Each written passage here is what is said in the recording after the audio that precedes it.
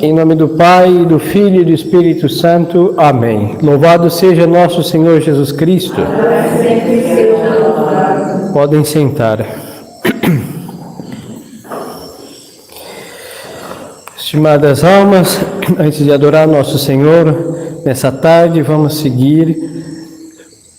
seguindo o Padre Leão, sobre o amor puro. Vamos ver aqui a segunda consideração sobre esse amor puro, e segue o Padre a dizer: porventura Deus não desejaria ser amado por si mesmo? Nós, vis e miseráveis criaturas, pretendemos ser amados assim, e não conhecemos senão este como verdadeiro amor. Que esposo não se magoaria ao só pensamento de que sua esposa não ama por causa dele mesmo, mas pelas razões tomadas ao interesse? E a esposa do mesmo modo. Então o Padre continua a dizer que o amor puro a Deus é o amor que amamos a Deus por ser Deus, fonte de todo amor. Havíamos dito e repetimos que pode haver estímulos, o céu que Ele promete, a glória como prêmio aos méritos, mas a felicidade essencial é amar a Deus, o amor puro é amar a Deus por Deus, ser Deus, digno de ser amado sobre todas as coisas. Quando nós não damos esse amor a Deus, porque o ser humano tem sede de amar, a mesma sede de conhecer, quando não conhece a verdade, se dedica a conhecer o erro. Quando não ama a Deus, se ama qualquer coisa. E se ama assim, porque os seres humanos e as coisas deste mundo exigem este amor como ladrões de corações. Porque o homem mundano, ele é o quê? Ele se acha Deus. A ciência não se acha artigo de fé católica. Rasgaram o Evangelho, e as constituições hoje são o Evangelho do homem moderno. E o que pedem? Obediência cega. E ninguém diz que isso é um fanatismo, uma estupidez. Mas quando falamos do Evangelho e do magistério de nosso Senhor, aí chama o quê? Fanatismo. Quando nós amamos a Deus, beatices. Mas quando nós não damos o amor a Deus, que é só dele, para as coisas deste mundo, as pessoas dizem que falta caridade. Porque o homem, sem Deus, quer o amor que devíamos e devemos dar somente a Deus nosso Senhor. E segue o Padre Leão a dizer: que pai faria caso da afeição e da obediência de seus filhos, se elas não se fundassem nos sentimentos naturais, e se eles não amassem por eles mesmos e por sua vantagem presente e futura? Assim sim, a obediência se funda no amor aos nossos pais. Então aquela alma que ama a Deus vai obedecer a Deus. Por quê? Porque o ama. E se não amar, aí vem a rebelião, porque este é o grande princípio, é o primeiro mandamento que nosso Senhor disse que é o maior de todos: amar a Deus sobre todas as coisas e o próximo como a si mesmo. Que Senhor não deseja que seus domésticos lhe sejam sinceramente afeiçoados e que eles não sirvam com fidelidade unicamente em vista de seus ordenados? Que seria amizade senão um simples tráfico, se os serviços e benefícios recíprocos fossem o seu principal motivo e único liame? E a razão principal pela qual se diz que os grandes da terra raramente têm amigos não é porque eles se prendem os homens em vista da ambição e do interesse? Se os homens são delicados em excesso no amor, Deus, que só tem o direito de o ser, Deus que é necessariamente ciumento do nosso coração, Deus que lhe discerne as mais secretas afeições, seria indiferente que nós o amemos por Ele mesmo ou por nós? Então, se os homens que não têm direito a exigir o amor sobre todas as coisas o fazem, aquele único ser que tem o direito e provou seu amor, ele tem que ser correspondido com amor desinteressado, puro. Por quê? Porque Deus é infinitamente amável. É um disparate, hein? Não é sanidade mental não amar a Deus. Por isso o pecado, sem tirar o uso da razão, é uma loucura. E o pior, é uma loucura feita com uso de razão, diferente da loucura como enfermidade somente. Porque amar aquele ser que não é digno de ser amado sobre todas as coisas, e não amar o ser que deve ser amado sobre todas as coisas, faz de tudo para que isso aconteça, ou é malícia ou é loucura. Esta é a história de toda alma pecadora. Que são títulos de pai, de esposo, de senhor e de amigo em comparação com os seus? Porque nenhum pai morreu crucificado por um filho. Não existe, hein? O amor de pai e de mãe é nobilíssimo por seus filhos. Mas morrer crucificado por eles não há nenhum. E Deus enviou seu único para morrer por nossa salvação. Assim que Deus, de sua parte, fez absolutamente tudo o que pôde fazer para conquistar nossas almas ao seu amor. Não está tudo isto eminentemente em relação a nós? A este respeito não se une e não se ultrapassa ele infinitamente todos os nossos direitos? Além disso, não tem ele um só que nós não poderíamos reivindicar? A perfeição íntima e absoluta da sua natureza, da qual tudo o que há de amável em nós é apenas um vestígio, uma sombra, uma fraca participação. Deus autoriza até certo ponto o amor puro entre os homens, até certo ponto, contanto que se relacione a ele. Exige mesmo entre os esposos, entre pais e filhos, entre aqueles que o sangue uniu e não o exigiria para si mesmo? Porque é verdade que o sangue nos une, mas o sangue de nosso Senhor nos une e nos dá a salvação. Nenhum sangue pode dar a salvação fora do sangue de nosso Senhor. E isso é prova de amor de Deus para com as nossas almas. Não faz melhor vez até aonde vão a injustiça e a cegueira do amor próprio que ousam querer para si o que recusam ou disputam a Deus. Então, queridas almas, nós devemos pedir este amor a Deus. Nosso coração está entorpecido e às vezes nós achamos muito quando a realidade é pouca, porque há uma lupa. Damos uma migalha para Deus e uma lupa enxerga imenso, e quando damos uma imensidão de coisas para todos os que não são Deus, o homem sempre diz que é pouca coisa. Está tudo ao revés. Por isso nós devemos sempre lançar nossa consciência a juízo e perguntar-nos o que temos feito para amar a Deus cada vez mais. Aqui é o termômetro, assim podemos dizer, é a fidelidade. Porque o amor é fiel. Não existe amor infiel, hein? Quando há infidelidade, falta amor. É simples isso. Agora, esta fidelidade é quê? Aos mandamentos de Deus. Por isso nosso Senhor disse: aquele que me ama, guarda os meus mandamentos.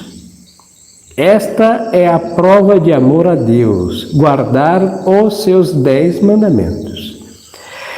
E esta fidelidade, esse esforço em guardar os mandamentos de Deus, por isso devemos lançar a nossa consciência no banco dos réus todos os dias pelo exame de consciência e ver quanto mais infrações contra os 10 mandamentos, menos amor de Deus a Deus em nossas almas. E quanto mais esforços para submeter a nossa alma rebelde aos mandamentos de Deus, aos 10, nós vamos ter, assim, a nossa alma amando a Deus e se esforçando para cada vez mais ser fiel ao amor a Deus, nosso Senhor. Aí segue o padre a dizer: longe de recusar a Deus este amor puro que só Ele merece, devo pôr toda a minha felicidade e toda a minha glória em amá-lo assim como pura e somente Deus por Deus.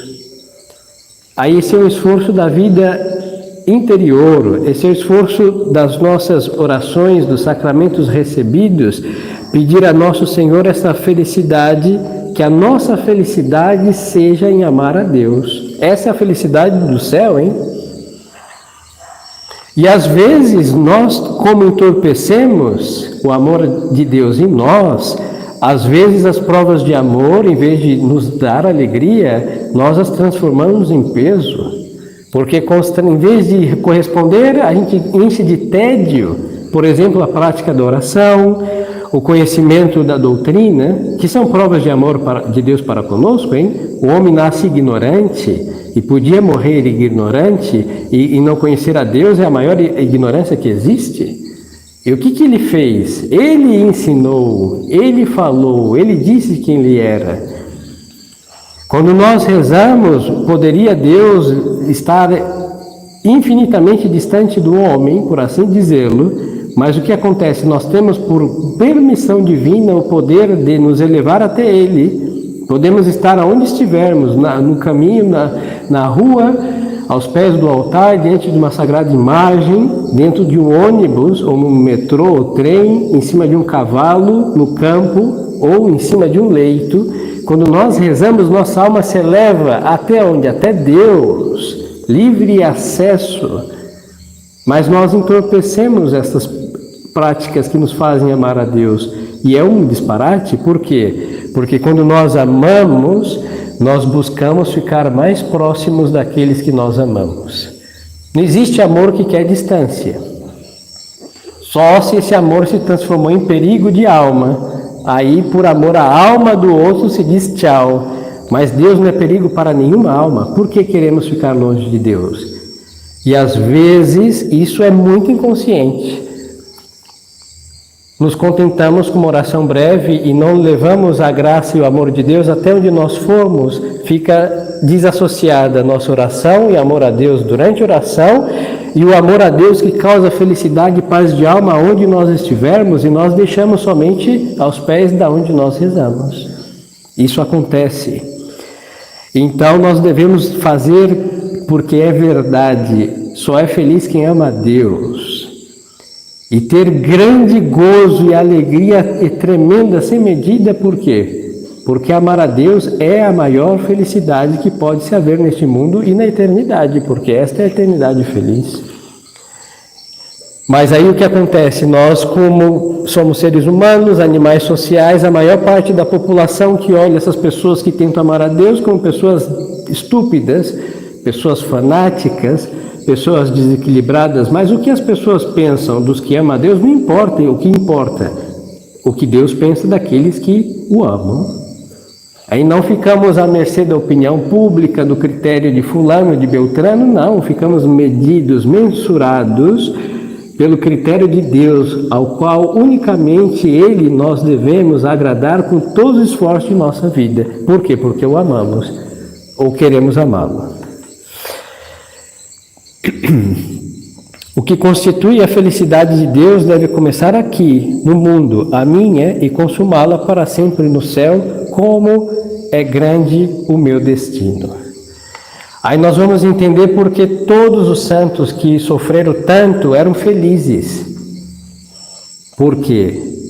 Pelo amor de Deus, pelo amor a Deus, podiam sofrer e sorrir. Sem Deus isso é impossível, hein? Com uma felicidade sincera, totalmente constante, até o terror do pavor das dores atrozes não pode. Sem Deus isso não é possível, mas com Deus isso é muito possível e deve acontecer. Essa felicidade, une inseparavelmente a Deus e não me é preciso mais que o amor e a posse desse soberano ser para me tornar feliz. Isso, inclusive, estimadas almas, na crise da igreja, que nos tocou viver tempos horríveis, hein? Muitas almas estão indo para o inferno enquanto estamos aqui ouvindo a palavra de Deus e rezando. Isso é seríssimo, é gravíssimo. Mas por que vão para esse lago profundo? Porque não quiseram amar a Deus. Agora, nós que aqui estamos, devemos nos alegrar não pela crise, porque isso é motivo de lágrimas, jejum e cinzas, silício e pranto, é horrível, mas saber que mesmo neste horrível momento da sociedade, nós podemos amar a Deus, sim, e às vezes poderíamos dar como desculpa porque Deus parece mais distante, porque nós não temos a nossa paróquia do lado de nossa casa, missa todos os domingos e todos os dias. Mas quando o deserto se faz mais cruel, como Deus nos ama, Ele faz chover muitas graças que nós não aproveitamos, hein? E chove no deserto da crise da igreja graças imensas. É só olhar cada um para a sua alma. O raio de graça, o caudal, o manancial que Deus fez brotar é imenso. Não existe alma que diga, eu estou 100% desamparado, não existe nenhuma porcentagem de desamparo. Deus ama, Deus assiste. Ninguém morre buscando Deus e não encontrando, inclusive no deserto da crise que nos toca viver. E assim, se amamos nosso desterro, por amor a Deus que nos pôs nele, nesta crise, o horror e o pavoroso, o assustador e tenebroso, dissipa-se. O amor de Deus anestesia a alma, para que aproveite o bom e nem sinta o mal no próprio couro, na própria pele. Que aviltamento, que degradação para mim, e eu dirijo o meu amor para algum objeto menor que Deus. Isso acontece. É o grande pesar, é a grande tristeza sadia que devemos ter, que nós pegamos o nosso coração e enchemos de qualquer coisa. Tudo que não é Deus é qualquer coisa, hein? E a Deus nosso Senhor nós não damos. E essas qualquer coisas que amamos no lugar de Deus nos causa tristeza terrível e vazio profundo. Quando só Deus pode encher e saciar nossa alma e a deixar verdadeiramente feliz.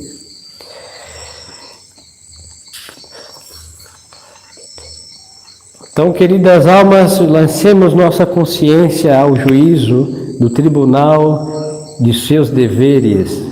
Devemos amar a Deus, porque se nós não amamos a Deus, esta vida se torna um inferno antecipado. Tem pessoas que dizem, o inferno é nessa terra. Não, não é aqui, mas pode começar aqui, sim, senhores, porque sem o amor de Deus, tudo se torna infernal. Aí fala, não existe céu, o paraíso é nessa terra. Não, o paraíso não é nessa terra. Basta olhar para os 4 cantos dessa terra, vemos que não pode ser o paraíso. Mas podemos vislumbrar algo do céu quando nós vivemos amando a Deus. Sim, senhores, mas acaba. E no céu nada de bom se acaba. E nada de mal tem lugar. Então amemos a Deus. Peçamos a nosso Senhor este amor a Ele, corresponder com a fidelidade aos seus mandamentos, custe o que custar. Em todo caso é barato para um prêmio eterno, e o prêmio é quem? A glória do céu? A bem-aventurança? Não, a glória é o próprio Deus que se dá a nossas almas pela visão beatífica e enche nossa alma no gozo de nosso Senhor. Que a Santíssima Virgem, que é auxílio dos cristãos, rogue por nós. Que a Santíssima Virgem, que é refúgio dos pecadores, rogue por nós. E ela que é o templo da Santíssima Trindade, e por quê? Porque ama a Deus desde o primeiro instante da sua conceição imaculada, desde aquele minúsculo feto, no momento da conceição, Nossa Senhora, o que ama a Deus imensamente, que ela então nos comunique do seu coração este amor digno de Deus nosso Senhor. Louvado seja nosso Senhor Jesus Cristo. Em nome do Pai, e do Filho e do Espírito Santo. Amém.